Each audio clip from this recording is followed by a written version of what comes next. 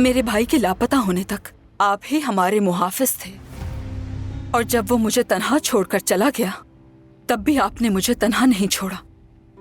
अल्लाह आपकी हिफाजत करे मेरे अमीर। यकीनन ज़ैनब, तुम्हारे बाबा मेरे बहुत अच्छे दोस्त थे। अल्लाह उन्हें गरीब के रहमत करे। काश के तुम्हारा भाई मजहर इस तरह अचानक लापता ना हुआ होता। मगर तुम जानती हो, हमने उसे बहुत तलाश किया लेकिन उसका कोई सुराग नहीं मिला। मैं जानती हूँ आपका एहसान नहीं चुका सकती, लेकिन इस वक्त मैं आपके पास अपनी एक आखिरी दरख्वास्त लेकर हाजिर हुई हूँ मेरे अमीर। जो हो सका मैं करूंगा बेटी, पूरी कोशिश होगी मेरी। बोलो। मेरा भाई हो सकता है कि अब जिंदा ही ना हो, लेकिन मैं हमेशा से ये बात जानती हूँ कि वो बेगुनाह था, और इसीलिए मेरी नजर में उसका मुकदमा आज भी बंद नहीं हुआ। मैं उन लोगों को बेनकाब करना चाहती हूँ जिन्होंने उसे इस अंजाम तक पहुंचाया। ठीक है, लेकिन ये कैसे मुमकिन होगा? उसे सजा दिलवाने वालों में से एक मूसल में है। कौन है वो? काजी फाजिल। क्या वो काजी फाजिल है? मगर जहां तक मुझे याद है वो फैसला सुनाने वाला काजी फाजिल नहीं था। तो फिर उसका इस मामले में क्या किरदार है ज़ैनब? अदालत ने काजी फाजिल से राय ली थी। उन्होंने दस्तावेजात का जायजा लिया और अपनी राय पेश की। उसी के मुताबिक काजी ने अपना फैसला सुनाया। अदालत ने इस बात को खुफिया रखा। काजी उल क़ज़ा के सिवा ये बात कोई नहीं जानता। यानी ये एक राज था। तुम्हें ये बात कैसे मालूम हुई? ये बात मुझ तक ही रहने दी जाए,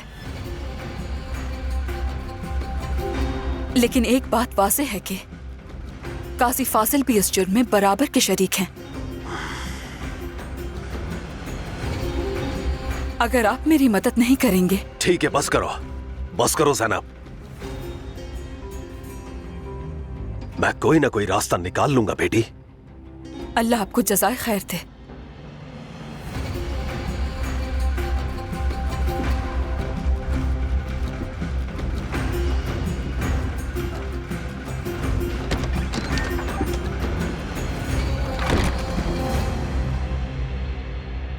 भाई, जो तदबीर आपने की है वो बहुत खतरनाक है। आप जानबूझ के दो तरफा आग में गिर जाएंगे। मेरा दिल कभी भी इस पे मुतमईन नहीं हुआ। आप एक बार फिर गौर कीजिए। फैसला हो चुका, मोहर लग चुकी। कला फतह करने का अब कोई रास्ता नहीं बचा बोरो। ऐसा ना करे भाई, आप पर कोई खतरा ले नहीं सकते। बतौर सिपहसालार ये मेरा फर्ज है कि वो कदम उठाऊं जो इस मुहासरे का खात्मा करे। और अगर आपको कुछ हो गया, अल्लाह हमें बेयारो मददगार नहीं छोड़ेगा। दमिश्क से तुम कूच करोगे और मिस्र से आदिल आएगा यहाँ, और तुम दोनों मिलकर अधूरा काम पूरा करोगे। ऐसा मत कहिए भाई। जरा अपने होश में आओ बोरो। अगर हम ये कदम ना उठाएं और शिकस्त कबूल कर लें तो दुश्मन दिलेर हो जाएगा और हम पर टूट पड़ेगा। और याद रखो, जिन्हें हम दोस्त कहते हैं वो भी हमें एक बार फिर छोड़ जाएंगे। क्या हम जिंदा रहें और उम्मत को तबाही में गिरता देखें? ये मामला ना सलाहुद्दीन का है और ना ही पुर का।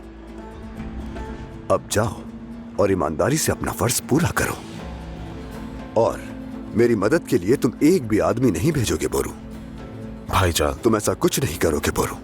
तुम्हारा वाहिद फर्ज ये है कि तुम कला फतह करो। अल्लाह आपको हर चाल से महफूज रखे। आमीन। हम सबको ही।